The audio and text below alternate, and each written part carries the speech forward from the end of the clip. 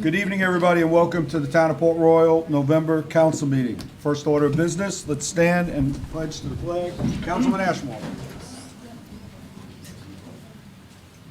Pledge allegiance to the flag of the United States of America and to the republic for which it stands, one nation, under God, indivisible, with liberty and justice for all.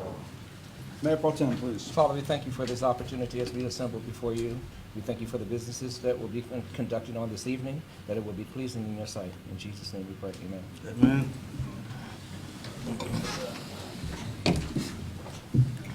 Before we get on to the rest of the agenda, I want to thank the Town of Port Royal and all its citizens for participating in the election yesterday. The turnout was okay, but it's always a difficult one when we're off-season, but we appreciate, happy for the school board and what happened with the school board. And I'd like to congratulate the winners for the Town of Port Royal Council. All three are present in the room. Congratulations, gentlemen.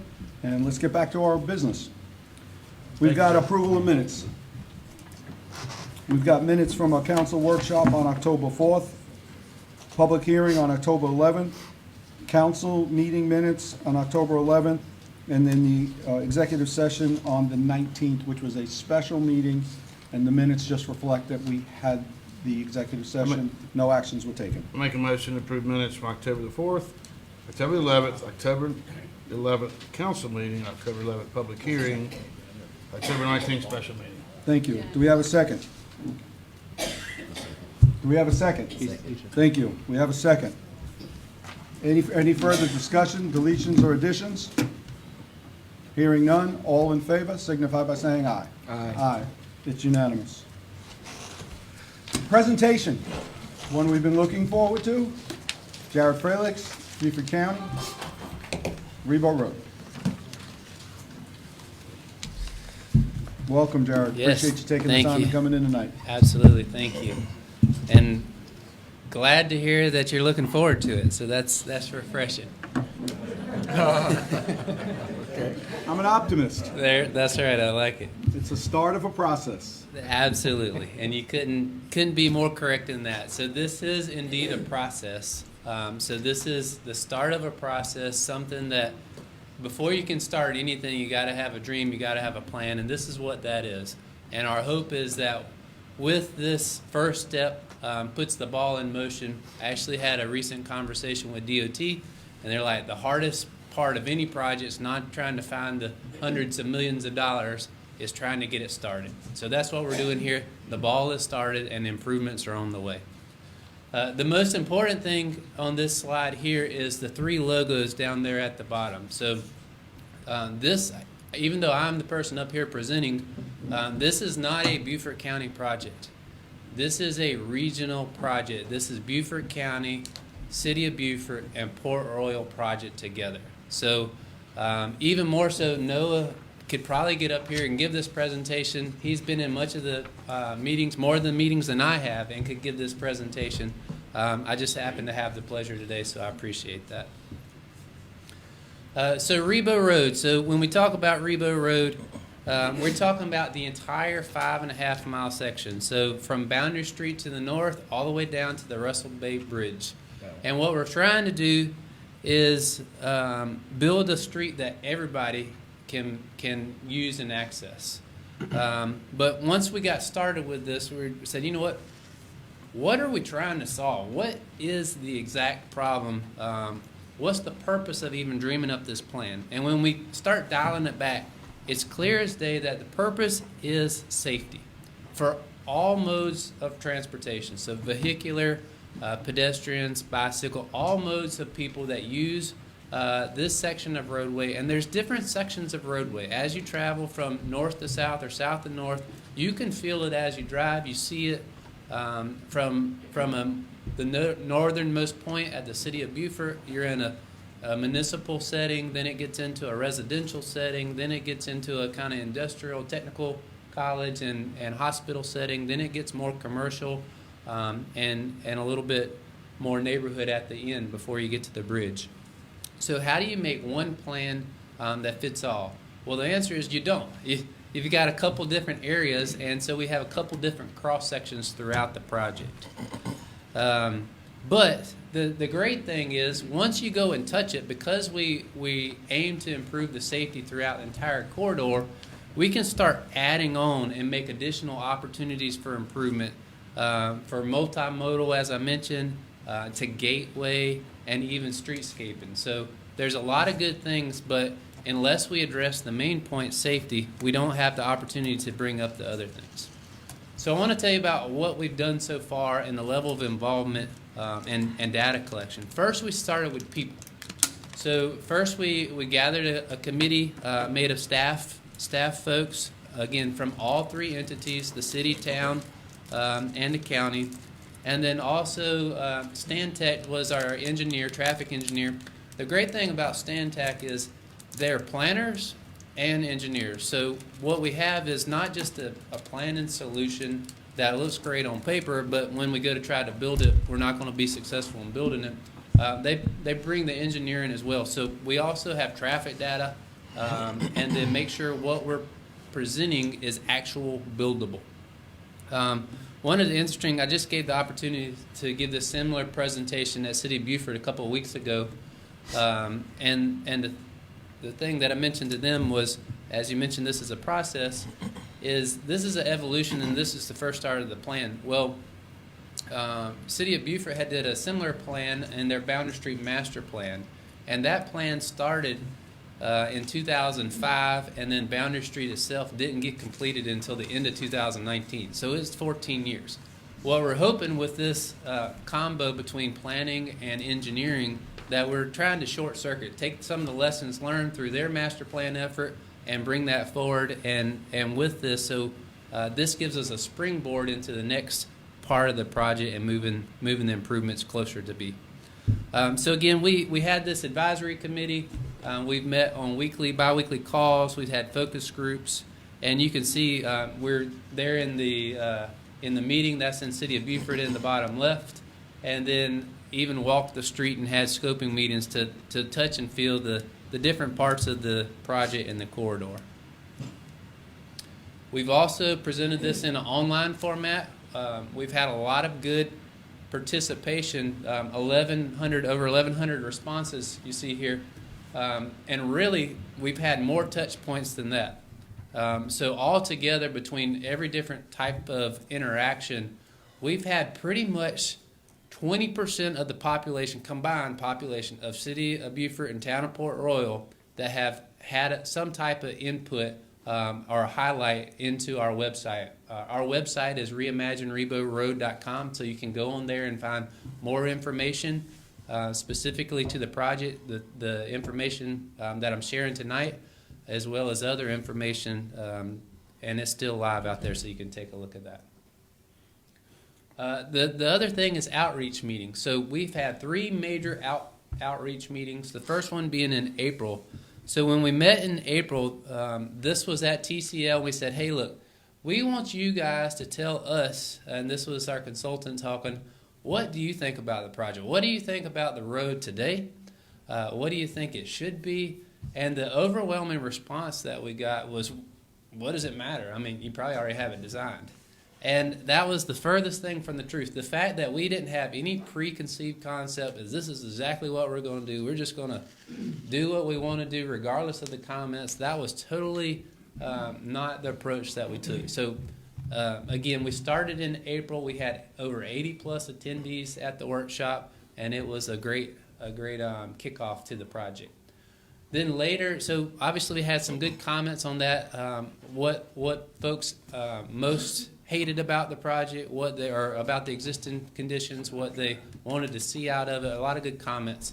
And then what we came back in the middle of the summer there in June, we had a 3-day workshop, and this was interesting. We had from 8 o'clock to 6:30, 3 days in a row, and several of you all came, so appreciate y'all's support and input on that. But we had a lot of good interactions. You had one-on-one, and our designers were there, again, planners and engineers, and they were designing on the fly. So somebody was talking to somebody over here. Back in the back, they heard the discussion, and they were drawing it on the computer in the back. And then they would put something up on the wall, and then there was this interactive which you don't see on a lot of projects. So the fact that, one, we haven't drawn anything in April, and then when we did start drawing, it was live interaction drawing. And then lastly, more recently in September, we said, okay, we've got the comments from the outreach meetings, we got the comments from the online, and this is what we're hearing. Now, we've got reactions since then. What we heard was the people that showed up. Now, us coming to you guys, and as well as coming to the city of Beaufort, we appreciate that some of y'all are here, but not as a full body. So we wanted to bring this to each of the town and the city, and as well as the county, and say, okay, we've heard from what we hear as the stakeholders, what we think are the problems out there that we're trying to address. Make sure and provide us comments. So tonight, hearing back from you is what we're looking for. So anyhow, we presented some options and opportunities at this September open house. Not everything we say is going to be liked by all, and we recognize that. In fact, we embrace that there's no plan that we're going to put out there that's going to have 100%. So if we can get most people to like most things, that's a win, which is really hard for me to accept because I was a straight A student in school, so I didn't like below a 90. Like, that was not something that my parents appreciated and not something that I wanted to see. So to sit here and tell you that, you know what, I'm good with 80% of the people that agree with this, that's a really tough thing for me as a straight A student to bring to you. But that's a good place in this type of project, in this type of format. It's just a realistic condition to know that we're not going to agree on everything, but we can agree that, hey, this is the right direction. We want to go straight versus left or right. So that was the people element. Then, like I said, we've got engineers. So the same time that we were doing the polling and the interaction with the public, we were also doing traffic counts and safety input. This is a safety heat map there on the right, and you can see a lot of the different things. You see the big bubble there in the middle? That is, anybody can guess? Ladies Island Drive. Deer Bridge. That's right. That's right. So obviously a lot of incidents right there. The interesting thing is the type of incidents. So over 55% of all the incidents are crashed or angled. So what we're seeing, crashed or angled, why those are specifically important is the crashed, the angled is when you're at an intersection and you've got a conflict point right there. The side swipe, what you're seeing from side swipe a lot, and this is even more so in the northern part, is when you have limited space to turn, somebody breaks in front of you, you jerk it over to the right or the left real quick. That's the side swipe condition.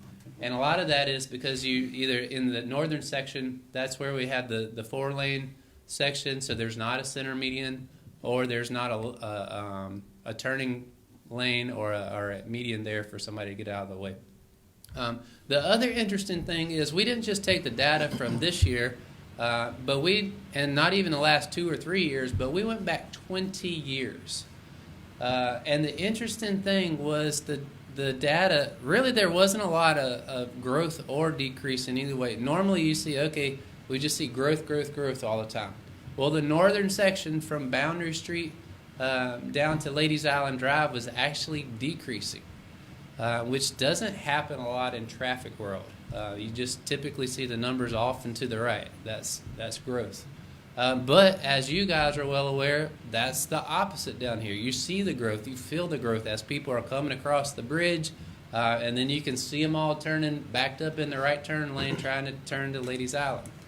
So, Jared, can I hold you there 1 second? yes, absolutely. Dan, remind me, 20 years ago would be right about when 21 was changed through Port Royal also. They're pretty close. It's pretty darn close. So you probably didn't go back before the lowest, the 21 was the upper Yep. section. Yep. No, and that was definitely mentioned, Okay. but I don't know if we ever got a hard date A hard when date. that happened. Okay, so most likely it's always been with 21 routed through Port Royal. Yeah, with for that the 20 data years that's of being data. utilized here. All right, Yeah. thank you.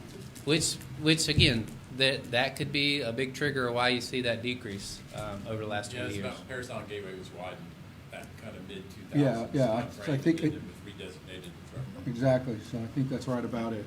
Well, that again, all these data inputs start making sense. The other thing we see is speeding. You can't really see it right here, but there's a speed trailer and it says 35 miles an hour. This is the northern section, the 4-lane section without the median, and the radar gun has it at 46. You're like, man, that's not bad at all. You need to come to Port Royal and check it out. It's a lot worse. But speeding is definitely something we see.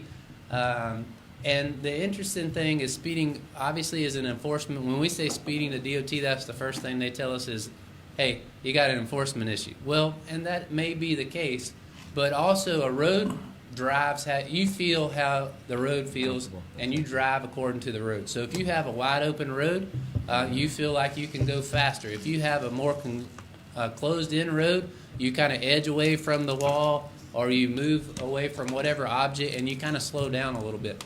So just because a project is speeding doesn't mean there's things that we can't do to enhance the level of speed that we want to introduce. So, but speeding definitely was a data point that was collected when we were collecting these field points.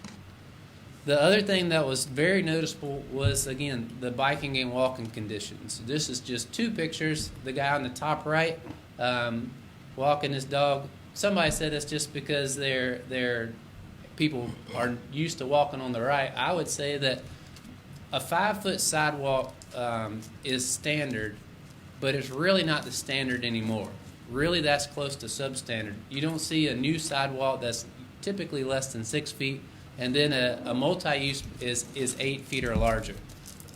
So I would dare to say that person is moving as far as they can off the edge of the road to be away from the shoulder traffic. So nobody wants to walk by a car that's going 45 or 55 miles an hour. The funny thing on the left is you've got two guys using the sidewalk. Neither one are using it well. So you got the guy pushing his bike in the curb and gutter with oncoming traffic. Nothing about that picture says that's a good way to go about getting down the roadway. So We're not scared of Port Royal, so. that's right. Yeah, that definitely looks like the Port Royal side. So that guy's That's old Ford. got nerves of Across the- steel. That's Old Ford Baptist Church across from the Yeah, Naval. nerves of steel right there.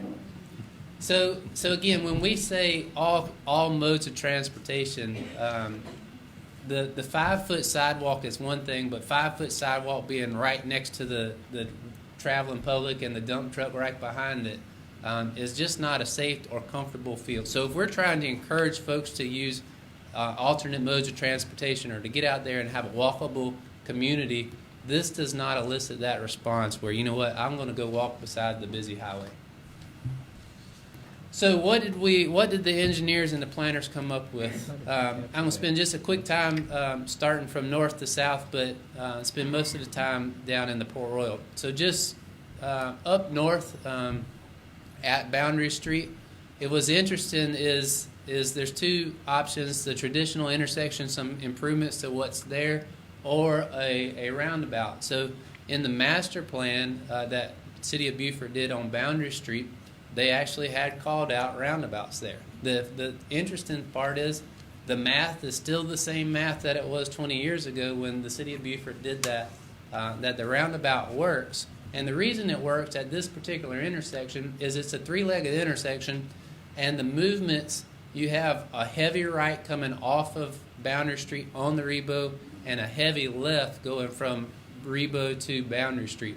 Well, with a roundabout, you have continuous flow where those movements never intersect with one another. So it actually, from a data standpoint and trafficability, really works well. None of this is in stone. These are concepts that we're putting forward that are all part of the plan. And I'll get to that a little bit further in some of the other iterations. But the reason I bring it up is both of these work from a data standpoint. There's a touch and feel here and a interaction with the public, what really works and what really spells community.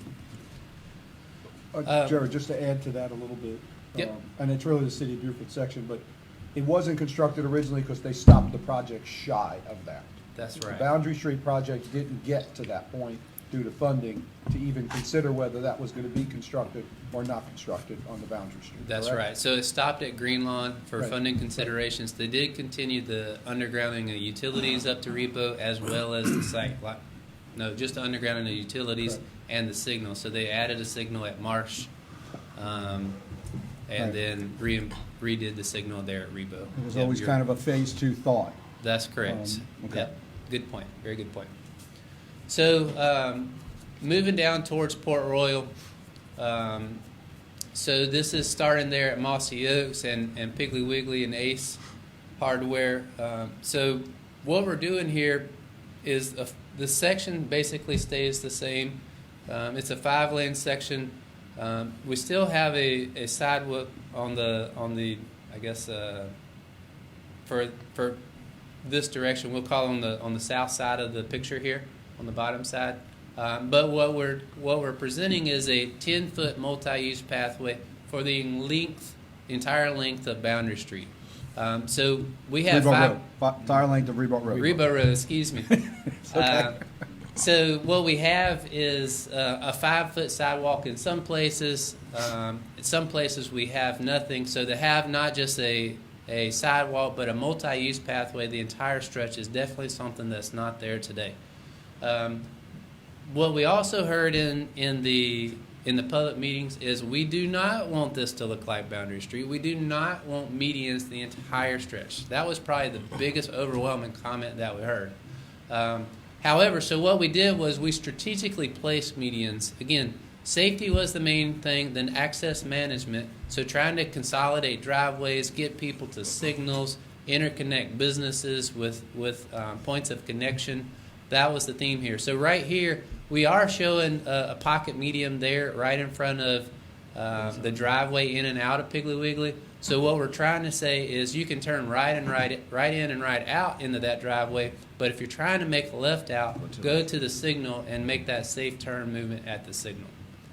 And then just to the right, you can see, again, a little small pocket median. So what we're trying to do is points of refuge for folks that are trying to traverse the street. And that gives them a point so they don't have to run across the entire street. Obviously, we'd prefer for folks to travel across the street at intersections, but to walk from one intersection to the other may be more than somebody's just going to take a chance and play Frogger and run on across. So we're providing safe opportunities for crossing, mid-block crossings here and there throughout with a little pocket median. Jared, Yes, sir. there at Southside Boulevard, is there any consideration for a traffic controlling device there? Not in this iteration. So there's a large population of pedestrian crossing over for Piggly Wiggly, Okay. and also folks executing left turns out of there, Okay. heading towards Buford Memorial, and that is definitely a big challenge, getting out of there, executing a left turn, Okay. particularly without a traffic control device. And you have all that traffic that's coming from downtown Buford from Boundary side, when that bridge is out, and now folks are taking a risk making a left turn with that traffic coming around that curve where that medical center is. Okay. Great. Yeah, no, that's a good comment, and we'll definitely take a further look into that. Right, Thank you. and the reality, Darrell, take a step further, is Mossy Oaks neighborhood with the curving roads, there's not an easy way to get to Mossy Oaks where there is the traffic light. Right. Because during the day, you gotta go by 2 schools, and it's all curvy roads. It's not Right. like it's a grid pattern where I can go 1 block over Yep. and get it. So It's a once you're north of, the way we're using this map, because I don't think it's really north. Yeah, that's I don't right. think it's really north. Once you're north of Battery Creek Road, it's not an easy traverse from South Side to Mossy Oaks. A little easier from South Side to Waddell, but if Yeah, people are with making a left, Battery they'll Creek. never go right to make a left. And then you're forcing them through Right, residential so- communities. Yeah, so, Right. and Okay. forcing it around the school, something Yeah, to great. consider. Great points. Absolutely. We can definitely take a look And at that's that. a right little on our further. line. One side of the street is City of Beaufort, the other side's Port Royal. Perfect. Will do. Thank you. As you get to the edge of the screen, obviously this is the big intersection, Ladies Island Drive, and I thought I had a close-up on this, and I don't, but I apologize, but I'll describe it. So Obviously, we have a lot of traffic coming onto Ladies Island and coming off of Ladies Island, and even southbound on Rebo Road, turning left on the Ladies. So we have three major movements at this intersection. But specifically here, what's called out is a free flow right turn movement on the Advanced Auto Parts side. So Good. turning on. So right now we have that. That's out of the three movements. That's the one that has the most delay. I think I see some head nods. So that's the one. There's no way you can zoom in on that, is it always? Not with the. No, unfortunately, and Nope. sorry. But I can see. Who has the presentation? I've got it, and I can No, send. it's on what computer? Is it on yours? It's on this one, but I don't think I can zoom this. It's a PowerPoint, so you're not going to be able to. Do you mind me coming Yeah. over? Do you mind me coming over there for a second Sure, go to ahead. zoom in? I think it's important to look at this one. While he's doing that, I'll just, one comment. The most important intersection in northern Beaufort County is Ladies Island Drive and Rebo Road, period. Over 15,000 people live in Ladies Island. The frequency of the downtown bridge over in Beaufort breaking is pretty regular now. $500,000. Again, the most important intersection in northern Beaufort County is Ladies Island Drive and Rebo Road. Yeah, and I couldn't agree more. No, absolutely. That has the most fatalities, doesn't it? I'm not sure. We have the I'm most sure there- wrecks on Savannah Highway I'm sure there's a and lot. 170 out there Yeah. in Beaufort County. Higher rate of speed. But so to echo that, yes. So we agree. That's where our focus is. That's our priority as far as developing projects around that intersection. And while we're pulling up, I'll kind of even describe that a little bit. So this project, as we know, we're talking. This is the first evolution with the planning step. So Don't advance the screen or else it'll go away. No, all I faked the zoom. no, you did good. So you can see there a free flow right. We're not really able to extend the right turn lane at this moment because of the driveway there going into Advanced Auto Parts. So this is squeaking as much improvement out of the intersection as we can. However, there's a big however to this. There's more improvements to be made at this intersection, but they're beyond the scope of this access management project. So what our goal is to kickstart this right turn lane. We actually just received a quote from design engineers and advance this beyond the rest of the project. Like this is something that other than right-of-way acquisition there on the corner, there's not a lot standing in the way in getting the design going to implement this right turn for the free flow right turn lane. So that's what we're working with all our might. It will take a while for us to develop, obviously, the rest of the engineering plans for the whole corridor. But the long-term plan, there's more time and attention that we need to spend specific to this intersection to develop what that might look like. So this is a good start, but I think there's going to be more that we're going to come back to, and we'll be able to share that. And I was thinking earlier also, before you came up here, if they were to have some type, and I see you have a raised curve there, that will allow that left turn traffic in front of Advance to continually just flow, Yes. then even though you have a limited right turn in there, if that traffic is able to continuously flow, anyone else coming from across from Waddell Road or coming from Boundary side can still turn, and they're restricted to this center lane That's opposed correct. to drifting over and so Correct. forth. So that will Yeah. also curtail some of that congestion in there. That's absolutely right. So that's how that's set up with that design right now. So it'll do just as you're All right, describing. two questions on this. So this is not removing advanced auto. No, This, not this does, what we're looking at now is not gonna remove advanced auto. well. So let me speak to that specifically. So, in order to implement this right turn lane, the driveway they're headed to Ladies Island. So they have two driveways. They have one on Rebo and one on Ladies Island Drive.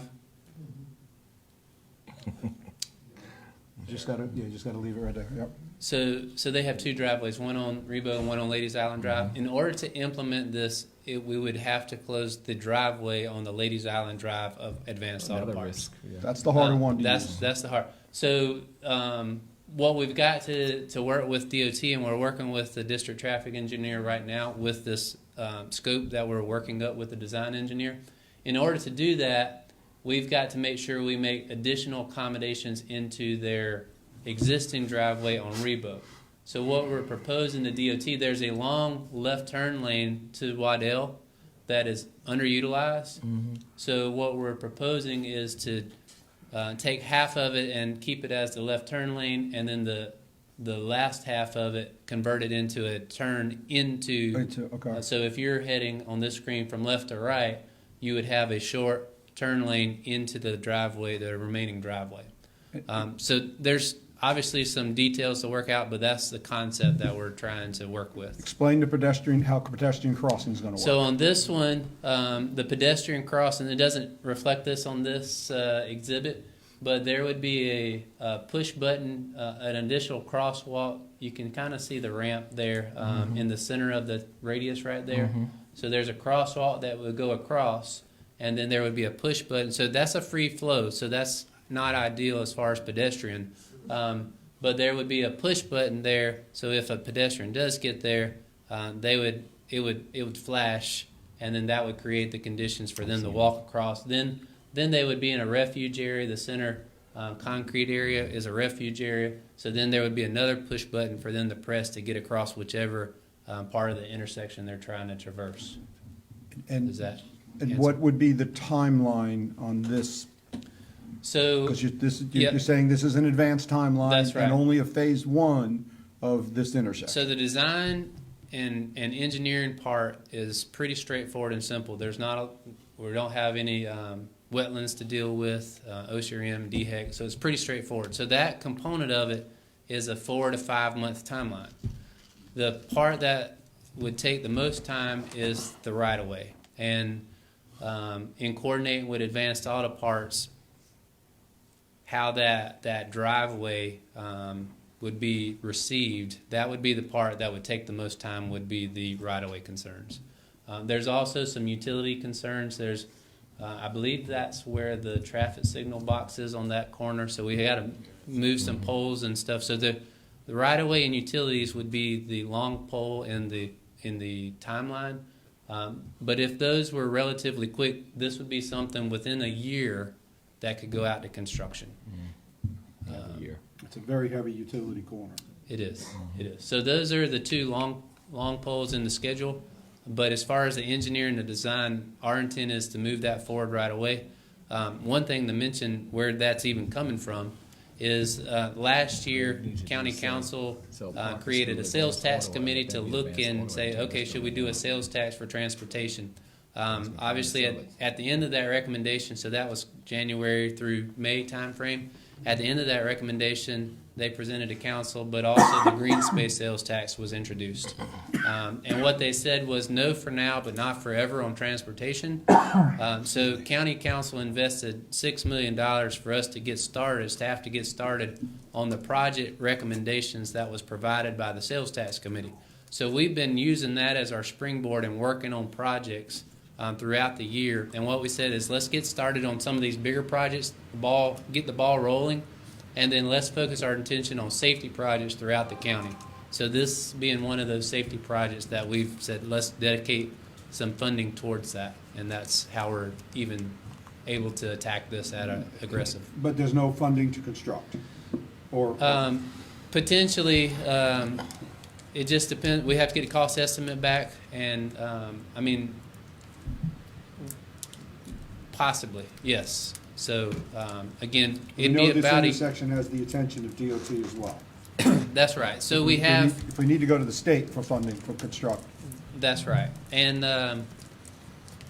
those are things that we'll work together as we're developing this, and we'll be hand in hand with staff as we're developing those plans. But yes. So, long story short is, we too recognize, Mr. Ashmore, that this is the highest priority intersection in the entire northern Beaufort County, and we're prioritizing our efforts to get this started ahead of the corridor project. So, what is phase two? You keep saying there's a phase two. What's phase two? Phase two is, and I gave a talk not too long ago at Soloco about the next 25 years in transportation. So phase two gets into that mindset. So at some point,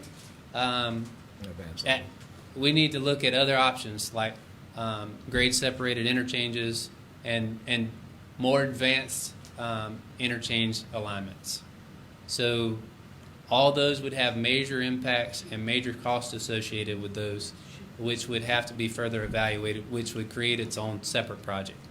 So that's phase two. But my big concern here is I don't think, I get what you're doing with the pedestrian crossing, but I don't think it really meets, it's gonna be a difficult crossing. Yes. It's gonna be a difficult pedestrian crossing. And the McTier Bridge has a walkway on it that's used by, I don't think we have any counts of how many people use that on a daily basis. Yep. That was paid for off of a 1 cent sales tax years ago as well to get that on there. Is there any way to add some design work to get that multipath, because we're talking about the multipath coming all the way down. Yep. To take it, go up Ladies Island Drive, go under the McTier Bridge, come back around the other side, and keep going, so that we connect both sides of Ladies Island Drive Yep. and have that multi-use path traverse the whole area. And that way people from north, on the way we're looking at this, and south, can all get to that McTier Bridge. Because people who want to walk the bridge now, when they see this, they're gonna get in the car and drive over to Ladies Island and park the car on the right-hand side of the Yeah. road and walk to McTier Bridge. That's not meeting the need of what we're trying to do in that so is there any way to add that to this design, so, with the path being the reason that the design is extending? Yes, we can definitely look at it. We can definitely look at it. Thank you. So I can just look at that, because I think that would go a long way to get your 80% Sure. that you were No, looking for I'm from the with you. community as well. Yeah, that's right. That's a great carrot to the community to say, yeah, we're doing this, but this is what we're giving you. Because right now, that path is gonna be very difficult to use when you get to this point. Mm-hmm. It's almost like there's gonna be two 10-foot wide multi-use paths. Mhm. Because people are not gonna have a hard time crossing here. A really hard time crossing here. I'm with you. And I think there's a similar out there at Ribault and Boundary crossing over where you have that raised and folks will have to congregate in the middle to go over to cross over Ribault. As much as I like Yeah. roundabouts, Yeah. roundabouts are There are difficult. a couple, but there are a are couple of these here crossings now, also. and it is challenging, but there's a couple of folks who have to. But I think we got a good solution here. There's plenty of height Yeah. on that bridge, plenty of upland where that bridge goes up to do a path under that bridge and connect on both sides. I've spent many hours underneath there with the water mains, so I know what's Yeah. underneath. No, there. I'm sure. Under the bridge. I'm sure. Lot of room under that bridge. I've been under it many, many times. Yep. That'll be scenic. All right. Any further questions on this intersection? Under the bridge. I might You're gonna have to go back to slideshow. There you go. He's there. We did it. Sorry, I kinda There you hot rodded the presentation to get you there. All right, so now that intersection's on the left of the page there. So this is getting towards Naval Hospital. So right here, basically just cleaning up some of these access points and skewed intersections. So this would take everything and funnel it back down at Pinckney Boulevard there. And what you see, you can barely see it, the hatching. So this would close off all the alternate access in and around the part there in the Naval Hospital. Even at the Naval Hospital entrance, there's 2 or 3 ways the roads are converging, lanes are converging. So this brings everybody to an intersection. The other great thing, speaking of traversability and folks, is this lines up directly across to the apartments there. So the apartments have a good ingress and egress as well as pedestrian accommodation, so they can get across to the park. They can walk from their apartment complex to the bridge. So again, cleaning up the different access points. Also down at the bottom right of the page. Is there a traffic light considered at this one? Yeah, so that is a That's the next traffic slide. signal Oh, next there. slide, sorry about that. Yep. Okay. Yep, so that's a schematic. So again, these are schematics. If you don't like the plants, you don't like the colors of the mast arm, those are all things that we can change in design. But the concept here is high visibility. We've got a brick pattern, but we're basically saying make this as visibly appealing and where it jumps off the page for safe pedestrian accommodations. Obviously, a refuge too there in the middle, so you can know when you're approaching the other lanes of traffic. And you can see the before That's- kind of. That's right out of the tool study that we did about 8 years ago, 6, 8 years ago, Yes. Noah? So that's right out of the tool study? Yeah. Money well spent. Yeah, so what we Yes. did, thank you for Money well mentioning spent. that, is the goal isn't to redo the work that other studies have. It was to kind of meld them all together specifically to the road. So we, in this process, weren't looking at necessarily land use and building codes or anything like that. We're looking at traversability, access management, and obviously safety being the key function. But we took the work product that was done at some of those other studies and compiled them. So hopefully they do merge together. Can you go back one for me, if you don't mind? So, but I'm not gonna ask you to zoom in. So that actually increases the space in the park as well. Well, yeah, we Because always. because all of that, the we- high that- speed. That's from us. Yeah. We had talked about abandoning Old Shell Road, we're working with the Department of Navy and the right-of-way Right, to clear right. that out. So it becomes less of an off-ramp, and then you have additional parking for the farmer's market and everything. Right. I wonder if, we would probably have to look at, I wonder if we can make that, where we're abandoning the end of Old Shell Road, make sure there's a good turnaround, kind of a cold turnaround, and that would be parking. And Well, then yeah, again, that's where so you, that you could also get to the sidewalk we've been trying to build for 7 years. Yeah. Connect to that pathway to get you across the bridge. yeah, you really had to remind me of that one again? And then out at Pinckney Boulevard, because we're losing that accelerated right turn out, that's gonna expand the park as well and give more room to the park on that And corner. then it gives the folks on the other side of River Road a safe, Yeah. besides the apartment complex. Yeah. We all anticipated needing a safe crossing for those folks on that side of the road in the tool study. This is opportunity to implement the things that we envisioned. Right, and we actually tried to get that installed last time Revolt Road was worked on, and it was turned down. Good. Okay, thanks. Slowing down there. So Paris Avenue, so again, incorporating plans that are already there. So this is the streetscape plan that you guys have already prepared and are working towards on Paris Avenue and complementing that. Want to just kind of cleaning up, back to this slide, cleaning up the intersection. So not major surgery here, but just ways that we can improve some of this, the slip lane there on the Rebo. So that creates a merge condition where you're looking back, and it works great when there's not a car, but when you're trying to press the gas just to go and then oops, there's a car, there's our side swipe again. So again, just some minor modifications at this intersection. And then this kind of flips it, we were looking from bottom to top, and now we're at top to bottom. So continuing with Paris Avenue on the far right, and then the bridge there on the left. Those are the existing medians that are there on West Paris Avenue, and then intersection. It doesn't show up but it's signalized intersection at Edinburgh? Edinburgh. There you go. Right. Thank you. And I wasn't going to say, I can't ever say the V word, but Byron. Edinburgh. Yeah, who's And then the Spanish Moss Trail crossing. So again, that one, as y'all are aware, has already been bid out. We've got it under contract, and that one will be starting here soon. So that is moving forward even beyond before the project's getting started. And then last is right here at Lenore Park. So we've got two driveways off of Rebo at Lenora and Drayton. And a lot of times if you see conflicts right there at that location, people coming out of Lenora and people trying to slow down and turn into Drayton, and you get some conflict points. So this is putting small median right there so that Lenora is right in, right out. And then people are forced to go up to the Drayton intersection. There is a small access road at the back of the park there. Again, these are concepts, not saying that's absolute or how we would go about. We'd have to look at that closer. But just the idea to give those people that are coming off Lenore, if they did want to try to make that left, rather than having to go across the bridge and come all the way back.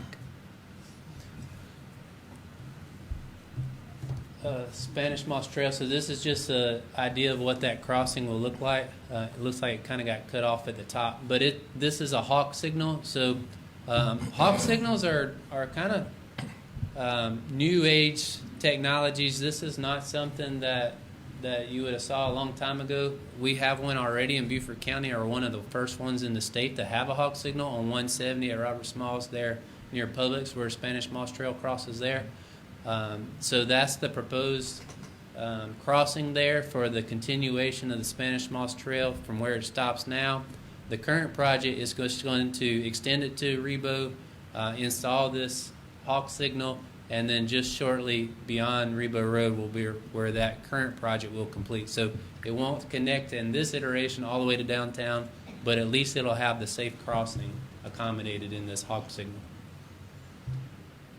And then lastly, if you haven't seen this already, I know the first impression people see this, they're like, man, this is Disney World. We do not want to be Orlando. This is not who we are here at Port Royal, and I get it, 100%. But what this slide is presenting is this is just some type of gateway. So as you come across the bridge and you get into the heart of Port Royal, just to let people know that you have arrived. What it also does, what we talked about before, is a road, you're going to drive what the road feels like. So right now, you can see up top, we've got a median, just a 4-foot strike median, but when we put a planted median there, and then we put streetscaping on the side, even without the gateway signage across the top, just those elements alone will make it feel a little bit tighter. So now you can't fly by the median. You're in between two 12-foot lanes and 2 concrete curb and gutters. I like it. So, yeah, I mean, heck, if you want to put a face up there, whatever you want to do. It says Pinckney, but it's really Lenora. Yeah, sorry, this is at Lenore, not further. This is further down near the bridge. That's right. Thank you for that. But again, the signage not only is it a gateway, but it too is another structure on the side that, you know what, people tend to veer away from structures that are close. Obviously, we have to work within the guidelines of what we can put in safe accommodations. That's, again, why the curb and gutters there. You also see the streetscape, and this gives you probably the best picture so far. So when we do the enhancements, we haven't talked about this a whole lot, but the undergrounding of the utilities. So just to do a project to underground utilities, there's a resiliency component to it, but that's not the reason to do a project. However, once you're starting to go into surgery, you can go ahead and accommodate some of these other aesthetic components. So you can see the street lighting, but even some down lighting there for the pathway. That's probably one of the things I see most frequently across Beaufort County is once it gets dark, there's no use going out on a pathway. You can't see out there. Like, who wants to go jog in the pitch dark? So being able to use the pathway, not during just the daytime, but have the nighttime as well. Jared, quick question. Can you go back one slide? Yes. One more. I'll apologize. That one. Was there any consideration to look at the pathways across the Bell Bridge? Yes. Can that be added? Is that how can we, when we're spending all this time with engineering, how do we connect both sides of Port Royal across the Bell Bridge at this point in time? Yep. Like, where are those people walking? The hardest part about that is how people right there when you cross over the Bell Bridge and you're on the Paris Island side and you have the loops. Yes. Mm-hmm. And the problem with the loops is you have XL and decel lanes coming on and off the bridge. Well, the easy thing is just to go across it, but from a pedestrian standpoint, it's absolutely not allowed. So in order to access the bridge, you've got to go all the way around the loop to the bottom and then come back up. So that's a challenging hurdle to overcome, but definitely something that we put some thought to. We haven't developed a plan yet, but definitely something. I don't know if it's something that makes it as part of the project, but like a phase 2, how do we continue what we have into the next to make that connection? I understand 100% the goal, and we'd like to see that too. The interesting part of I just talked about the site lighting component. I didn't think about this till the other day I was driving. All the bridges in Beaufort County do not have lights on them. Except for This one. So of the ones to be ready for pedestrian accommodations, this one at least has that component already established. McTier was wired for it, but they were never put in. This one, we pushed to have it put in. That's right. So And there it used to is. be lights on the lights Yeah. hung down, and they're both photosensitive so that they cancel each other out. So it made a lot of sense. But that's a good point. We can definitely address it in the plan. I don't know that it's something that we have a plan We're just- for at this There are moment. a lot of bicycles that ride across that, I mean, besides walkers, yeah. there are a lot of cyclists, because a lot of Marines ride their bike to work, they live on this side, they ride in there. Yeah. A lot of people that come across that bridge. I mean, remember, it's Rebo Road, and in my mind, Rebo Road starts on the other side of that bridge. Sure. And then the Paris other Island Gateway issue. ends at Paris Island, and it's Rebo Road is the causeway. So Yeah. The other issue that there is from a pedestrian and a bicycle on the bridge, obviously you have the decel and acel lanes, but once you get across the bridge and you're on the causeway, you have a big shoulder on the bridge, but then that shoulder reduces and there's limit, and then the guardrail's right up to there. So really, the appropriate thing would be to widen the shoulder so you continue that 10-foot shoulder. In order to do that, you've got to widen the shoulder and get into the marsh. But that could be a midterm solution as part of this Rebo Road and this pathway. That's right. Is what I think we need to be thinking about. Okay. Maybe that's an early midterm, and also that causeway is really wide lanes. Again, we're trying to slow people down. It's maybe an appropriate place to start narrowing the lanes, 1 foot, still stay within the crazy DOT requirements. But that slots narrowing the lanes, slowing people down, gets you a little bit more room on the shoulders. Because there are a lot of bicycles, all types, cyclists, just people transporting. I see people with grocery bags that are riding back, coming across back and forth. So Well, Yeah. definitely can take a look at that as well. it'd be good. And lastly And now the is hard part.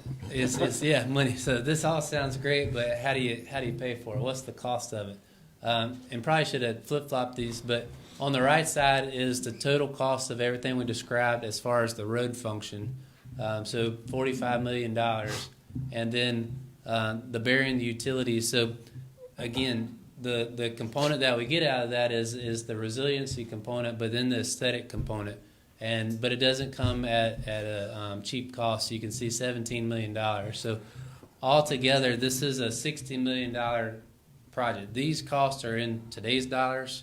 So as we develop the project, like I said, the boundary street in the city of Beaufort from 2005 to 2019. So that original cost had 14 years to escalate. So it also depends how long it takes for us to accomplish this, if it's $60 million or it grows. The key part of this is the worst part of the news is we, Beaufort County, nor I dare say the city or town of Port Royal or city of Beaufort has this sitting in our bank accounts specifically set aside for this. So in order to achieve this, is it worth working on plans and if we don't have the money? And the answer is a resounding yes. Because fate favors the prepared. So if we can be prepared, we can raise our hand. The other thing is how do you achieve projects like this, and that's through local funding. So in order to raise your hand for federal funding, it's just like fishing. You can't expect to catch a big fish if you go fishing and you don't have anything on your hook. The bait that you put on your hook to build infrastructure projects is local money. So when you go and do a local project, you're making a petition and ask, and you're basically saying invest in our community with your dollars, whether it's federal or state. And what they want to see is that you're locally invested in it as well. So one really good option through that we have at our disposal is sales tax, transportation sales tax. It allows it. It's something that we currently don't have, but our economy, different than some of the other economies across the state, is it's also funded by other folks outside of the county. So that's just one way to fund it. There are other opportunities, but again, we have a big project. It's nothing to be scared at. The big thing is to get the project started, and that's what we're doing today. So This is, may sound a little petty, but I'm gonna do it anyway. I would hope that when you section this project, in any other presentations, let's use the road count, traffic count as the sections. You got, this is 1A, last thing we want, this project, whenever it gets funded, whenever it starts, if it ever gets done in different phases, it has to start on this end.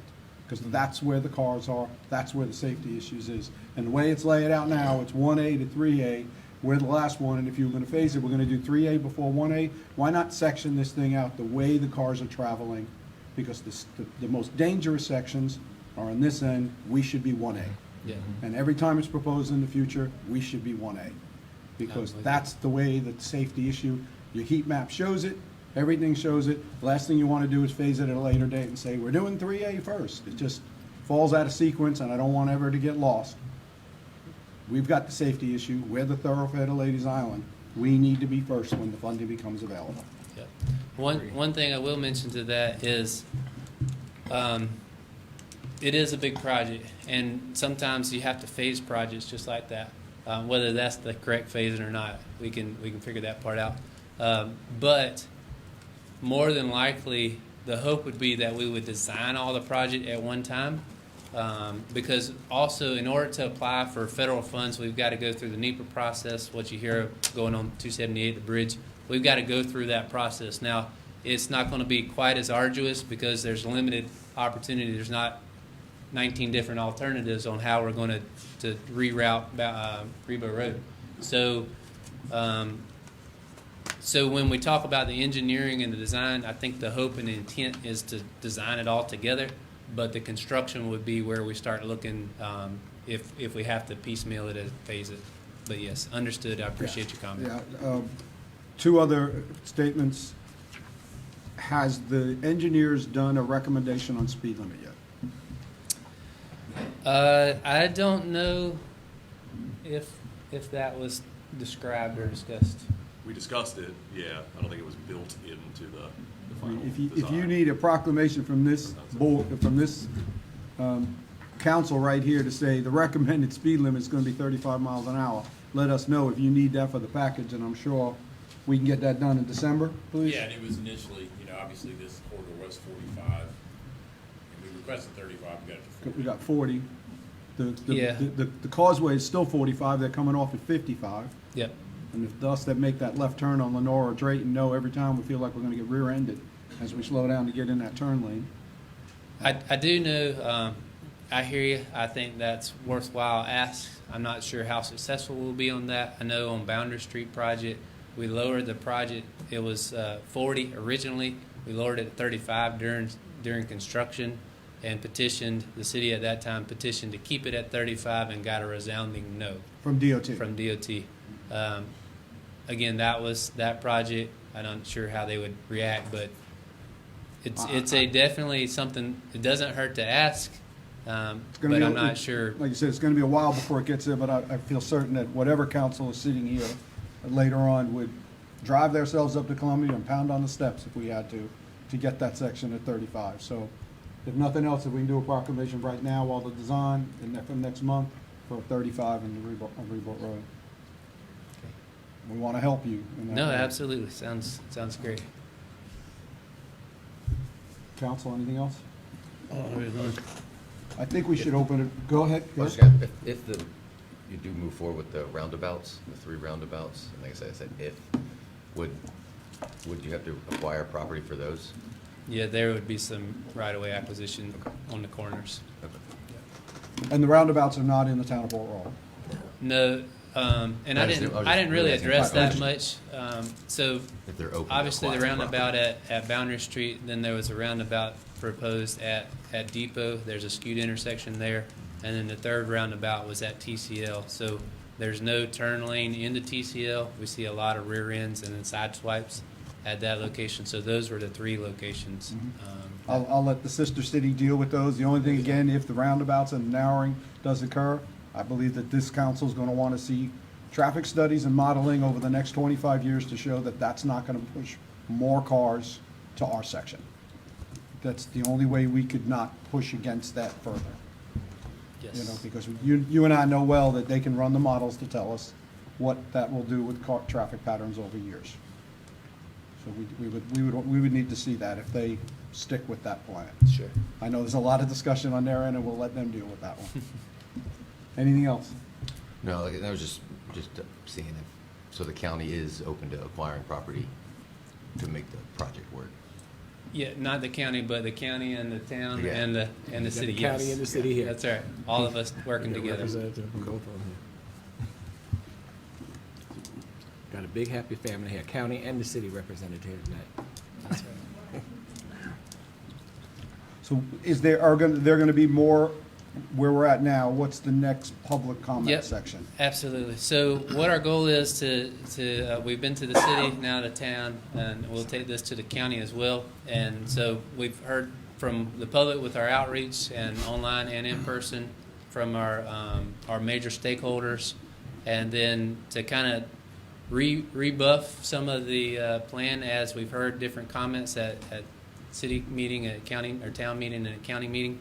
And then come back. Our goal, this is our plan and our goal, is we want to try to be as much in lockstep together as we can at this point. So when we move to engineering, that point of friction is lessened, so we can make better strides moving forward. What we don't want to be is in a position where we're trying to work out details. There will still be details to work out.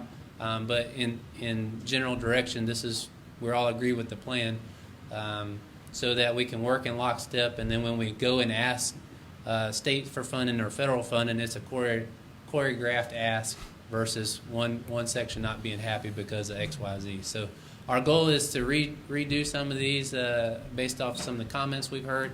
Come back and say, hey, this is the updated and improved plan. And with that, ask for an endorsement from all three entities so that we can kind of move forward into the next step, all lockstep. And I tend to agree with both Jerry and Mayor also in regards to the priority focus being on the Ladies Island. Because until that happens also, once that happens, we can get some of that traffic that's now detouring in the Casablanca and Waddell Road Yeah, area. we didn't even talk about that. Yeah, so, How far it backs up on Waddell Road, because everybody's yeah, and they're making using that as a the quick thoroughfare. left to go down, Yeah. travel by our houses, and then speed down Battery Creek Road and go back up Waddell so fast. Yep, understand. It's terrible. Yep. Is it, would an additional bridge somewhere maybe lessen some of the traffic flow? You've been talking about that Big- for years. Yeah, that bridge is something to talk 100 about. years So ago. just to that point, that question has come up. So separate from this exercise, so LATS is our Low Country Area Transportation Study. They're our regional partner in mobility planning. They have that identified as a future project to do a due diligence study I believe in the next 2 years. They kind of have it slotted.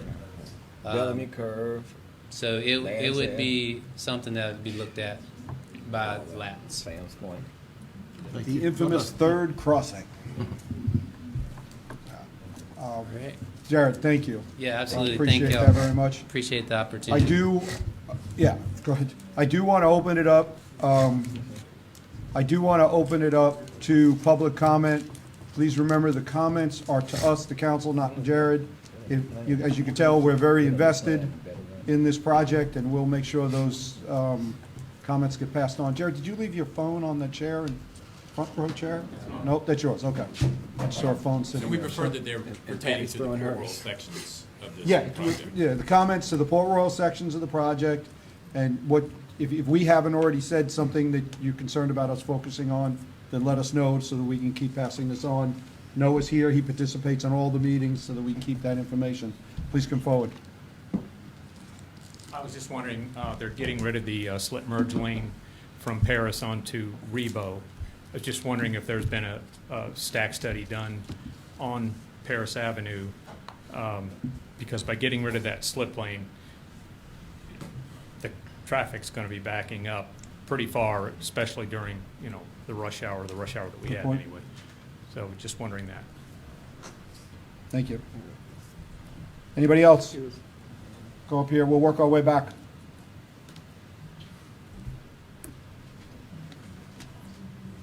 One of the comments that was not addressed in the traffic study is what happens with Beaufort Naval Hospital.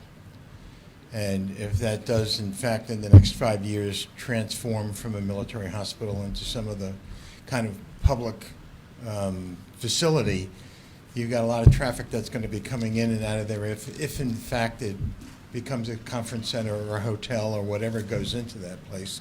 But there'll be a lot of traffic that's far greater than what's coming out of there right now. The other thing is that road that comes out of the base that goes along the Pinckney. Naval Heritage Park. Mr. Mayor, remember we were talking about that at one time, that would be closed off? Yeah, it was addressed in the plan. That's right, but that's also being discussed as part of getting incorporated into the future plans for the hospital as well. So, that's all. Thank you. Thank you. Shirley? Oh, sorry. Sorry, I didn't see him. Get you next. Good afternoon. I have two concerns. When he was addressing the right-of-way turning at the auto, there are some residential homes back there. How would they accommodate those people getting on and off of the highway, especially getting on and trying to make a left turn? It's already a hazardous condition. There's one house. I'm trying to remember. It's one house, Yeah. and then you the have apartments. Bell Drive, too. Huh? Bell Drive, right? No. No. Right behind The Auto house Bell. behind Right Advanced, behind house behind Auto. Advanced Auto? Yes. Noah? The house behind And then Advanced you have Auto. some other complexes. Right. Two. Further back. There's Yeah. businesses, the doctor's office. Yeah, whatever. So Yep. we'll it's take- already hazardous for them. That's true. So perhaps you might need to look at that to make accommodations for them as well. Very true. And also, lastly, when you talked about traffic backed up on Wardell Road, because everybody comes that way because they think it's going to be a fast off, but they only allow, if 4 cars get through that traffic light, it's good. But actually, only 3 can get through before the red light comes on. So that might be something that we need to address now. And There's a I'll lot- address that real quick. there's a lot of We- beat we the red reached out going on to the there. DOT about that, and they said they will not adjust the timing because of the stacking. And I said it only stacks in ridiculous. the turn lanes. The through traffic is not stacking. Right. So you're causing Waddell to back way up. You're causing Absolutely. everything to back up on the bridge because of that. So Yep. we're asking them to Absolutely. reevaluate that as well. All right, For we got years, that one. yeah. Thank you, Sean. Okay. Thank you. Joe? Mayor, future mayor, council. Yeah, tool design, what they do, a couple years ago, they had the protected bike lane in front of Advanced Auto Parts as an idea. I don't know, it looked like maybe 20, 30 yards. It was kind of a small portion. And I had a question at the end. My comments are, and I didn't plan this, there was an article this morning, I was checking my phone, Boulder, Colorado recently started the first in the United States a certain kind of protected bike lane, which is a high curb that's about yay high and it's concrete. And they have an artist plan to put mountains, flowers, and butterflies on it, captivating art. Jared mentioned options, he mentioned safety, he mentioned conflict. The ultimate safety is a protected bike lane for the bicyclists. Places like Boulder and Portland, Oregon, which I biked around for 6 years. I grew up in Beaufort, but they would never build something like Boundary Street. If you want to respect the bicyclists, if it's for safety and maybe encourage, you don't really build something like that. It's up and down, all those driveways. I also request that as far as options,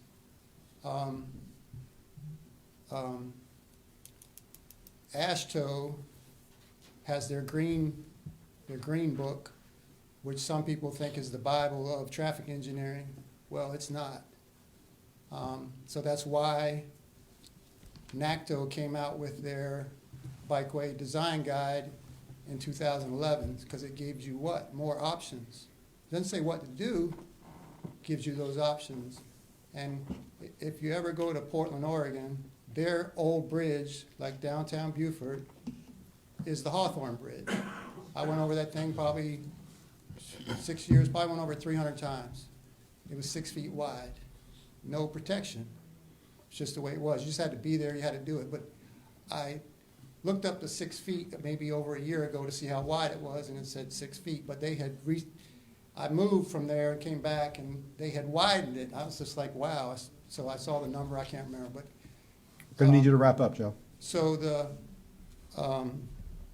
we just asked for the options with the NACTO. And it looks like Tool Design, maybe they use that. I'm not a planner, but I've certainly ridden a bicycle. Thank you. Thank you. Anybody else? Councilman Howard, of course. Oh, and I had a question. Was the bike lane gonna stay put from Advance Auto to the bridge? Because we keep saying pathways and I'm saying other stuff. Okay, we'll find out. Okay, thank you. I wanted to share with y'all that Russell Baxley met separately with Jared and other staff and with John Robertson and myself because of his concerns with the roundabout at TCL. And he gave us a lot of very important information, so stay tuned for that. But he and his staff had a lot of Just so concern. that everybody in the room knows who Russell Baxley is. Russell we do. Baxley is the CEO of the hospital. Right. And he had a lot of facts and figures about emergency response vehicles to the hospital and vice versa, because it is the regional hospital for 3 counties. And if you're having a heart attack, that's where you want to go. So Yep. as we hopefully don't all have to do someday, but you want to be able to get there. So I just wanted to reassure, even though that's not part of the discussion tonight, that stay tuned for that part too. Thank you. Thank you, Councilman Howard. Anybody else?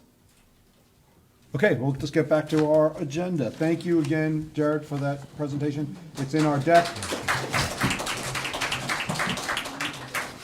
It's in our deck. At this point, I will open it up to public comment for any agenda items. You skipped the briefing. I just skipped what? Sorry, council briefing. No, I just want to get to that real quickly. Just a couple of updates. I'm sure Brooke did a great job last week. On Safe Harbor, I just wanted y'all to know that we had received a draft of the trail easement that we are refining. There were a couple of items that we had concerns about. We've responded, or will be responding through our attorney to those concerns. One of the second things is a result of the discussion we had in the Northern Regional Plan last week relative to shrimp dock and potential processing. Charlie Stone and John have set up meetings with interested parties across the county on the state of processing and the production of seafood in Beaufort County. And the first one is tomorrow. We'll be meeting with the Waddell folks over there. Is the first one, then Gay Seafood and a few other very interested groups. And then second floor of the police department, I believe, is complete. Yeah, moved in. Yep, so. The chief gave us an update last. Perfect. And then I think, and I don't know if you touched on this last week, but I think road resurfacing is aiming for November 13th. All right. Yeah, so That's it. if you see pink and orange lines on the roads, that's the roadway guy coming into town. He's marking extents of paving and milling and different things going on the roads. And then just one last thing, the financial modeling, that's nearing completion, and that will give you all a multi-year window to evaluate the impacts of anything you're contemplating, financing or funding. You just plug and play, and it will project out your potential mill, potential impacts, all those sorts of things. Good. So we'll have that in place then. One other quick question on Safe Harbor. Has staff had any further meetings with them since our meeting? Have we heard anything master planning wise? Other than the meeting that we had at the end of last week, no. So there was some, I don't know if we talked about that. It was on Thursday last week.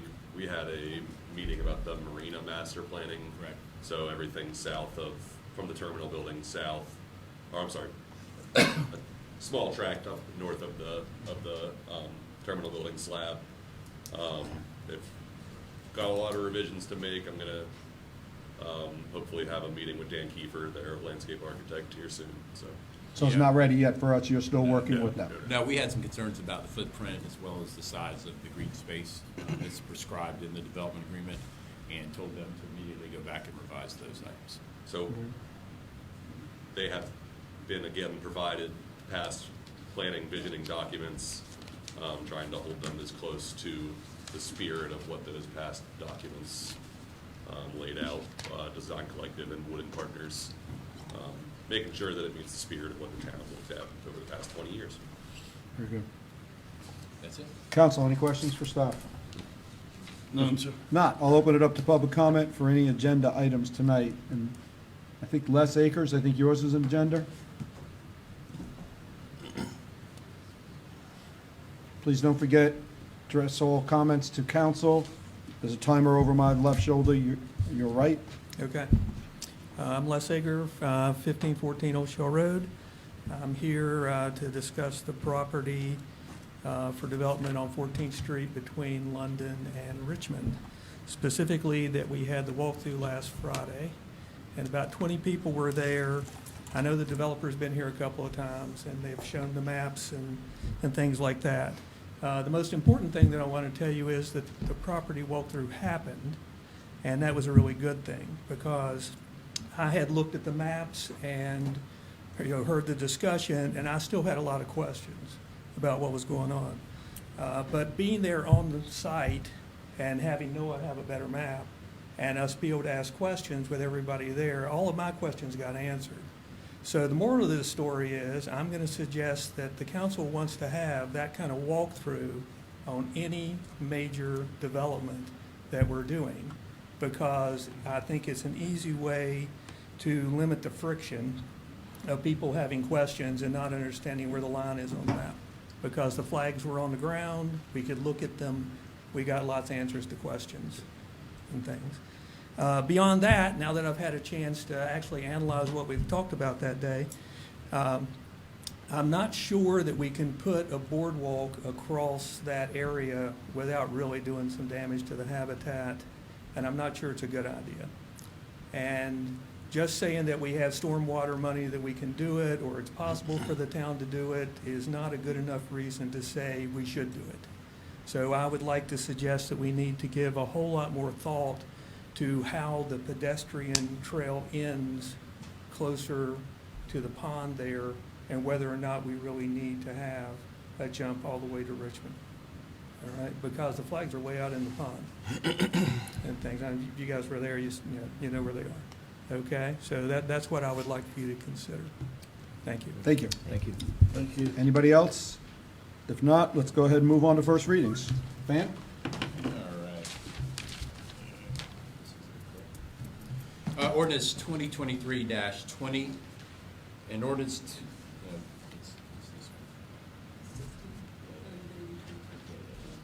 to, ordinance to repeal Article 6, boards, committees, commissions, etc., Division 4, Park and Recreation Commission, and the Code of Ordinances of the Town of Port Royal, South Carolina.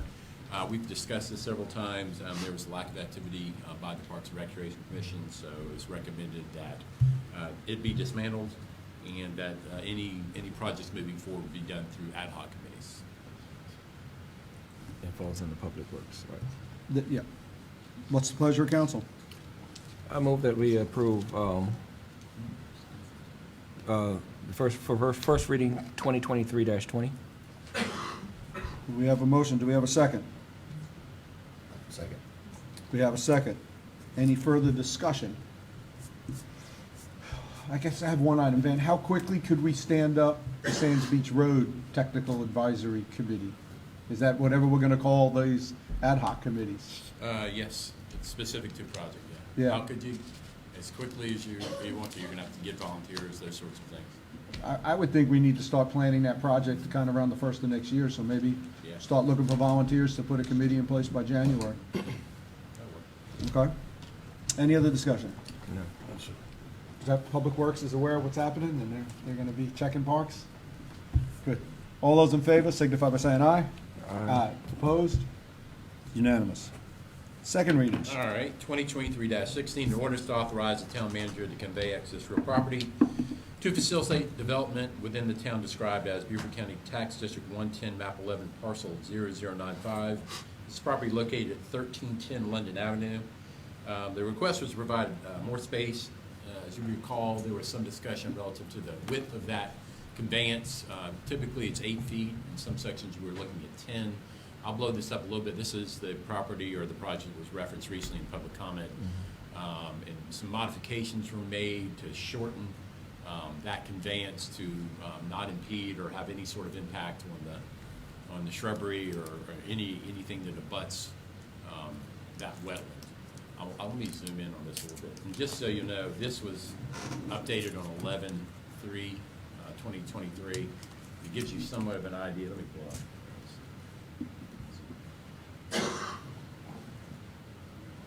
Perfect.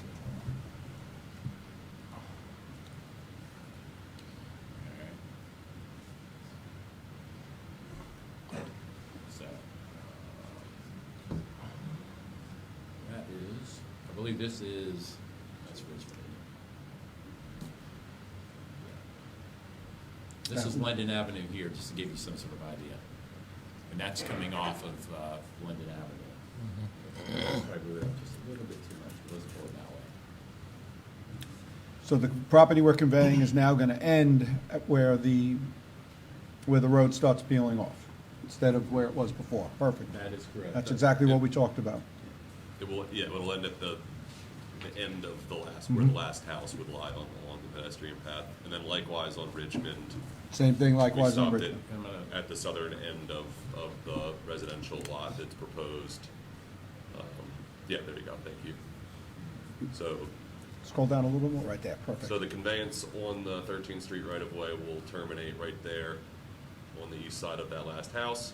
And then on the Richmond side, I know we said, on Friday, we said, let's talk about stopping it where the wetland stops extending out into the right-of-way, but the house, the lot there north of the wetland actually does extend a little bit there with a buffer between the home and the wetland, so we provided enough space for the full width of that lot. So it turned out to be, I think, 140 of the 200 feet of that side of the block would be conveyed. Very good. I think that's exactly what we talked about on site. Could Noah, just for minutes later, could you replace this concept with the marked up concept you had on site? It should be in there as well. Is it in there? Is it another Yeah, one down? there it is. Okay, good. So that's the marked up concept. Good, as long as it's in the deck as well. Yep. All right, what's the pleasure of council?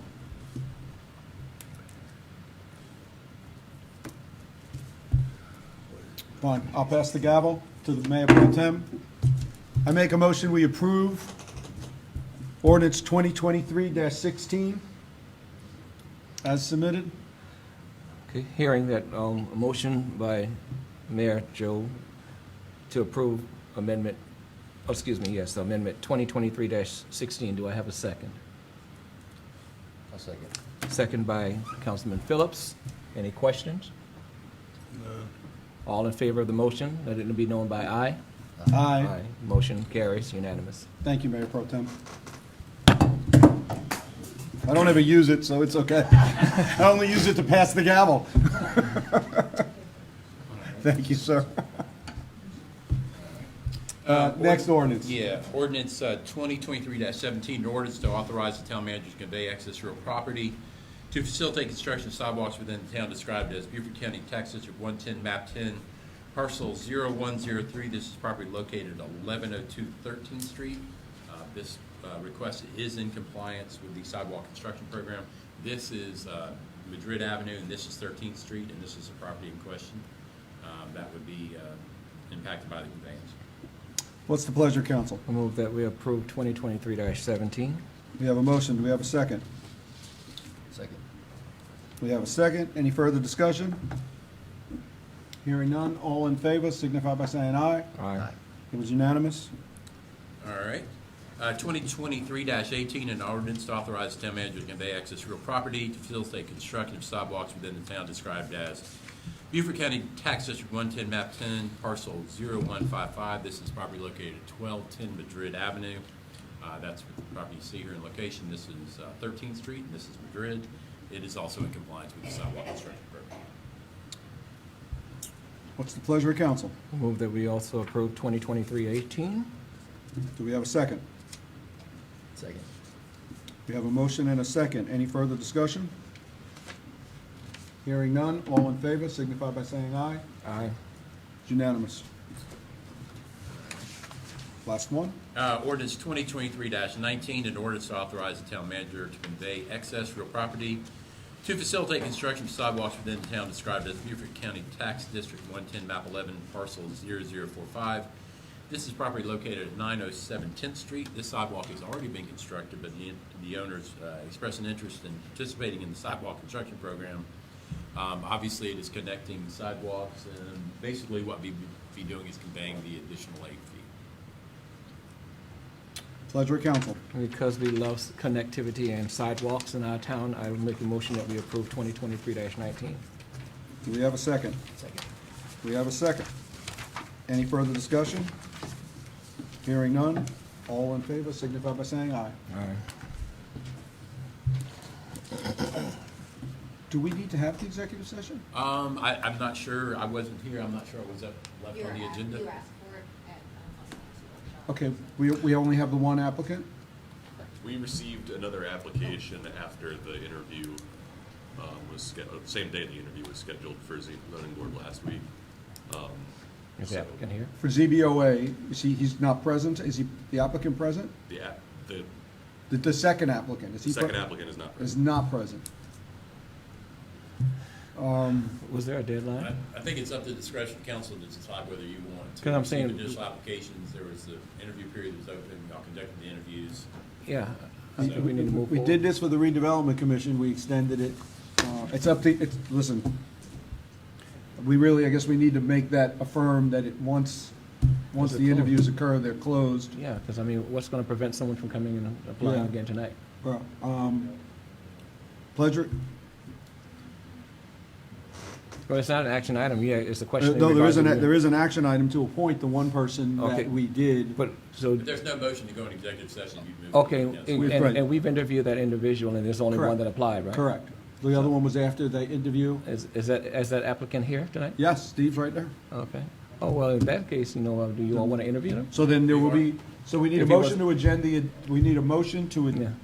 If he amend. wasn't here, that Right. would be different. We need a motion to amend the agenda to remove the executive session. Somebody? And you said the applicant was submitted the night of the interview, right?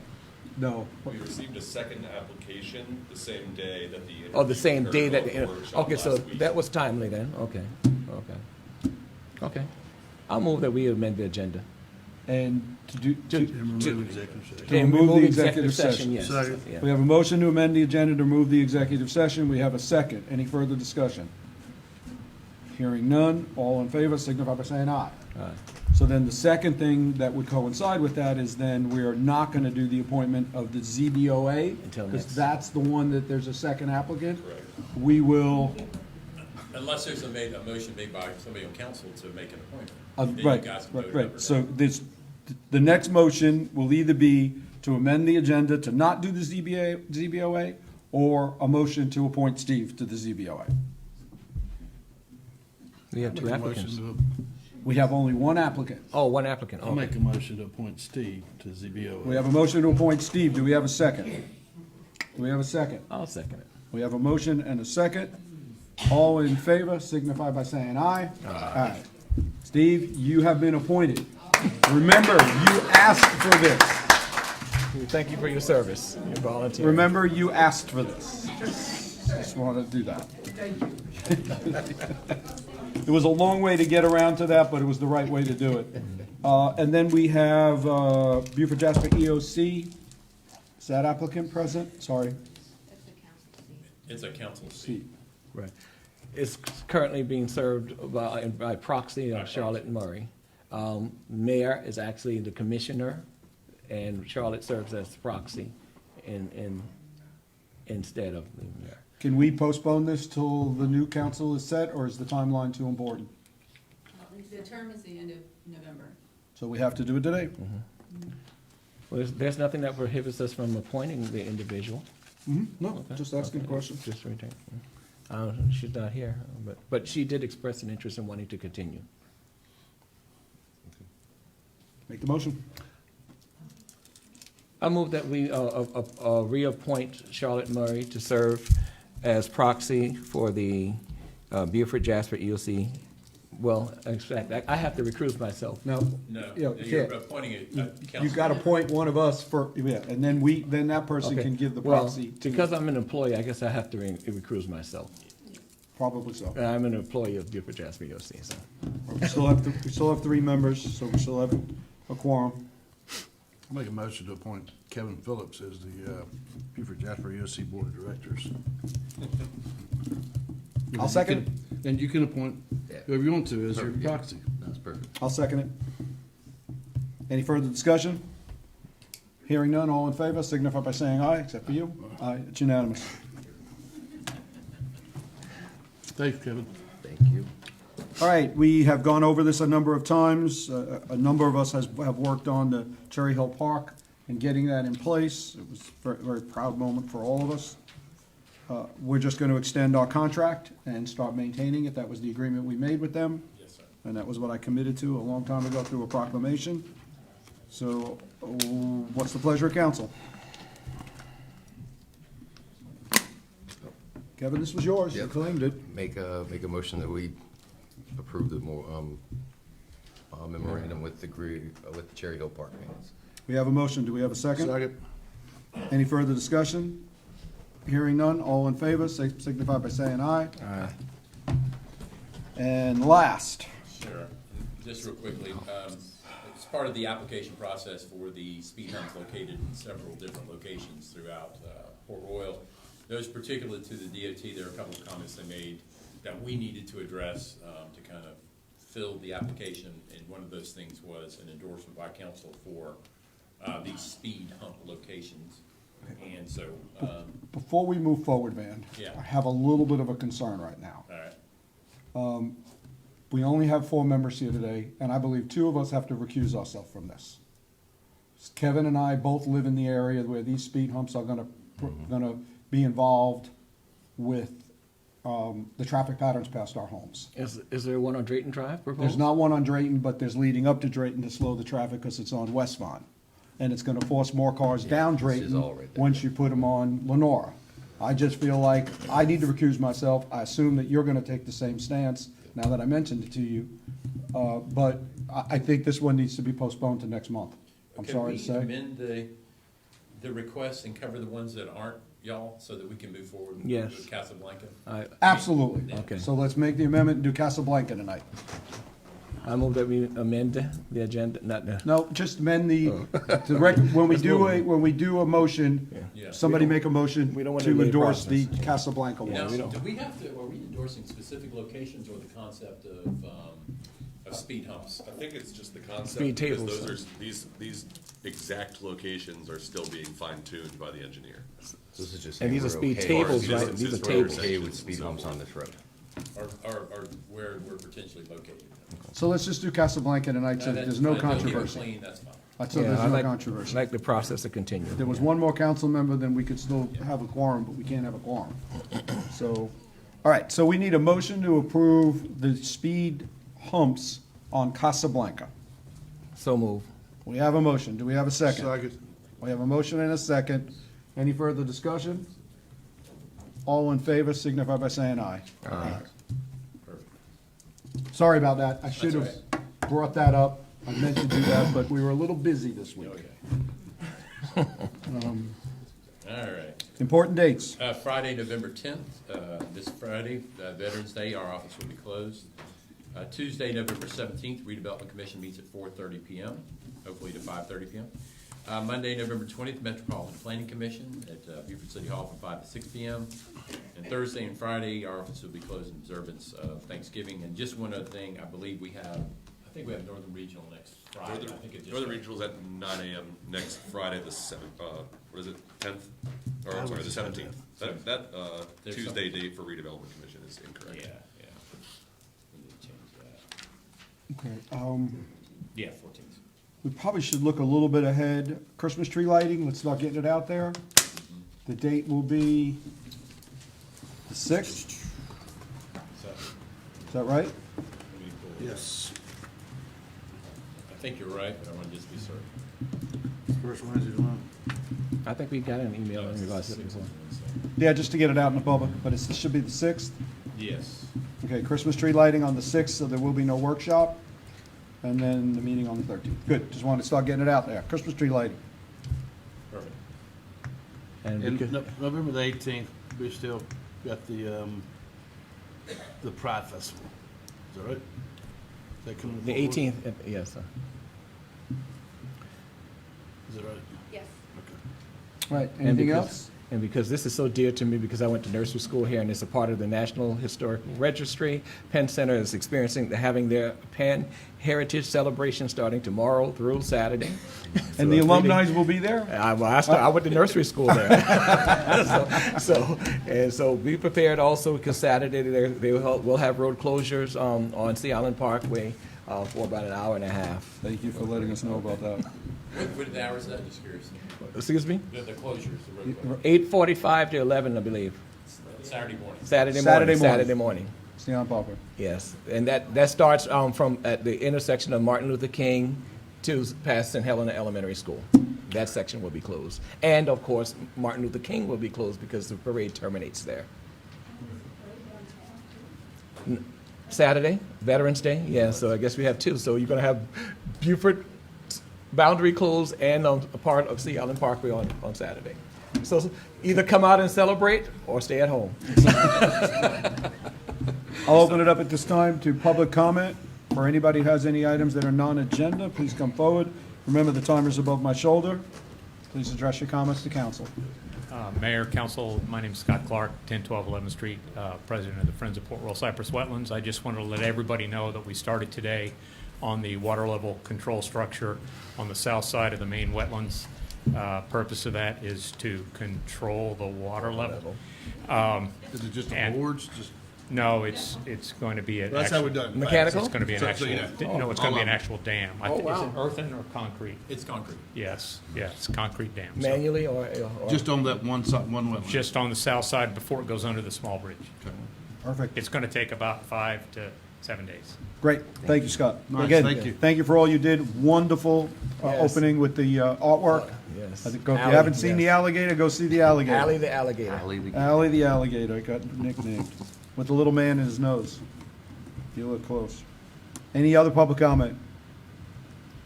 Hearing none, I will entertain a motion to adjourn. So move. We have a motion, we need a second, because we had some amendments. Second, and a vote. All in favor, signify by saying aye. Aye. Thank you, everybody. Good night.